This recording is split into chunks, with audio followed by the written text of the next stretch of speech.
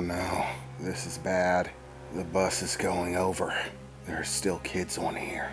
I have to get them off. In the moment, I did the only thing that I could really think of. I hopped off of the bus, grabbing the back end and pulling downward back towards the bridge with everything that I had. I yelled into the bus, "You have to jump off! You have to! Now!" I shouted. One after another, children started hopping off of the bus, some of them being very hesitant. They were scared, very scared, and with very good reason. Despite my efforts, the bus was still moving. But of course it was. It's not like one person pulling one is going to make a difference. But it was the only thing that I could do, the only thing I could think of. So I just kept doing it, pulling at the back of the bus with everything I had. I pulled so hard that my fingers hurt. I could feel a sharp pain in my ribs. Whatever hit me apparently did some damage. It hurt like hell, but there was no time to worry about it. I just kept pulling, grinding the bottom of my shoes against the concrete, pulling back the other direction as the bus kept slipping further and further. Finally, it looked as if most of the kids had gotten off. The numbers had slowed. There were no more groups at the back. Just one or two kids trying to pile their way off. Scared, but still moving. But the damn bus just kept going. It began lifting off the ground further and further. I pulled with everything I had, but it just kept lifting. There was still one more kid on the back of the bus. As the bus jerked again, he fell down, hanging on to the back of the bus, now at an angle, sliding further and further towards the edge. The angle was too steep. He couldn't stand anymore. "You have to jump," I shouted. "I can't. I'm scared," the little boy said, clinging on to the back of the bus, the angle getting steeper and steeper. It was no use. He wasn't budging, and the bus just kept lifting. Higher, higher. I was digging my heels in as hard as I could, pulling with everything I had, but it didn't seem to be making any difference at all. And there was that boy, just staring at me, watching me pull, clinging to the back of the bus as it slowly went over.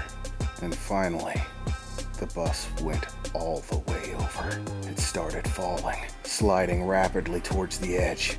There was no time to think. Pulling wasn't working, so I went the opposite direction. I moved my feet back, pressing forward as hard as I could. I jumped up towards the back of the bus, grabbing the boy by the shirt as he clung to the edge of the door of the bus, and then I pulled as hard as I could.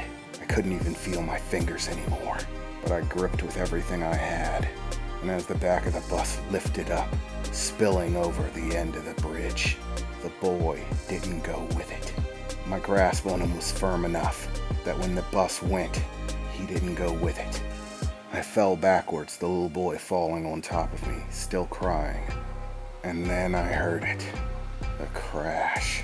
The sound of smashing glass and warping metal as the bus impacted the street below the bridge. I tried to steady myself, to calm down. Felt like I was having a panic attack. If my heart beat any faster, it'd just explode. I was breathing rapidly, and the boy was just clinging on to me, crying for all he was worth. At the moment, the thought going through my head was that I hoped that I got them all. But in the entire havoc, I didn't want to see the bus driver try to get off. He must have still been on board. Why didn't he get off? I don't know. In the end, I suppose it doesn't matter. I could still feel my arms shaking. Before, my fingers had gone numb, but now it felt like my arms were on fire. I couldn't move my fingers at all, and I could feel blood in my hands.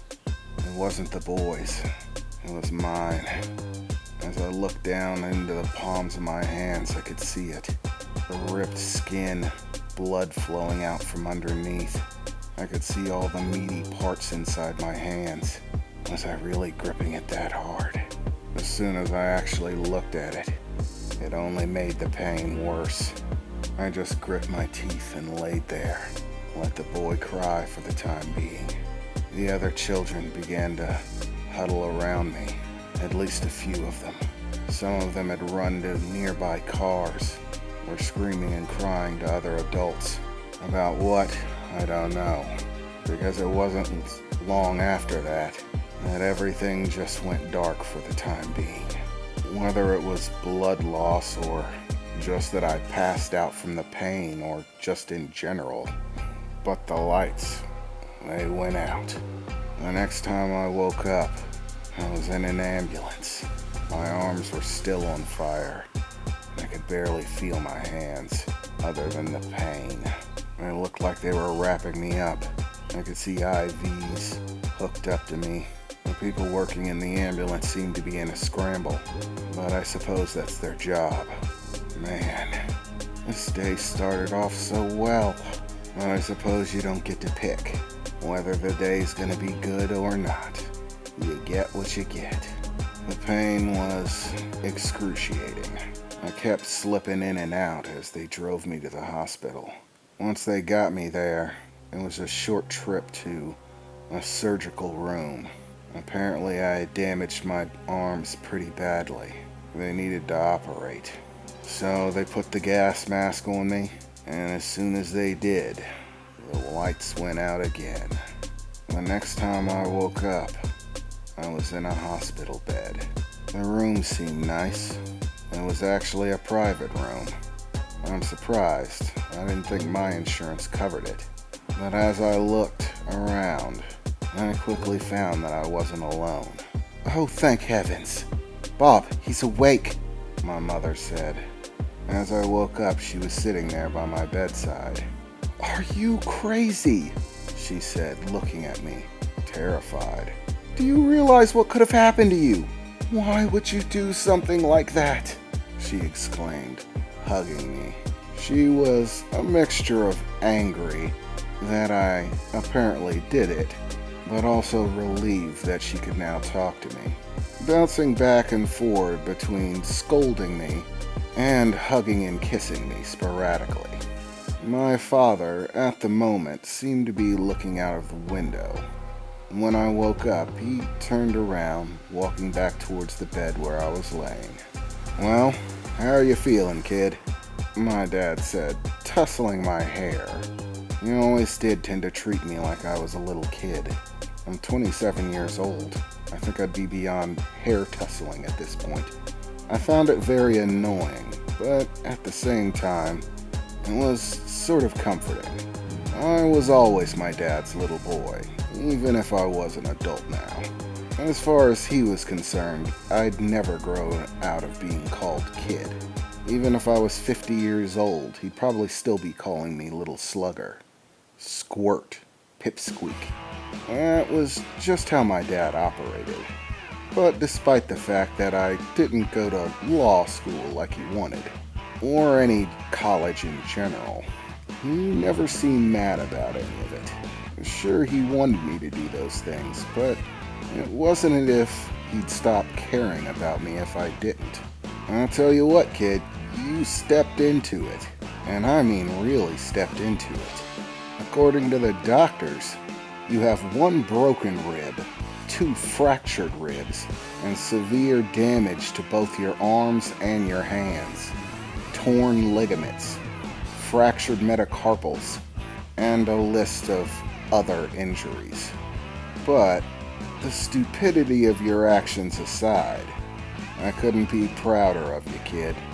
Believe it or not, when that whole crash went down, there were a bunch of people just standing around. All they did was pull out their cameras and start recording. They caught the whole thing. In fact, it's all over the news. You're a citywide phenomenon at this point. I've already started calling you the hero of New Star City. There are a lot of times you frustrate me, kid. You've never been one to exactly do what I tell you to. And I'll tell you something. The pride I felt when I saw my son rush in to help when everybody else was just standing around twiddling their thumbs. I've never been prouder. Our next door neighbor, Miss Stacy, can brag about her son's bachelor's degree in business all she wants. She never really looked kindly on all your piercings. But I'll be damned if she has something negative to say about this. Bachelor's degree? Eat shit, my father said, chuckling.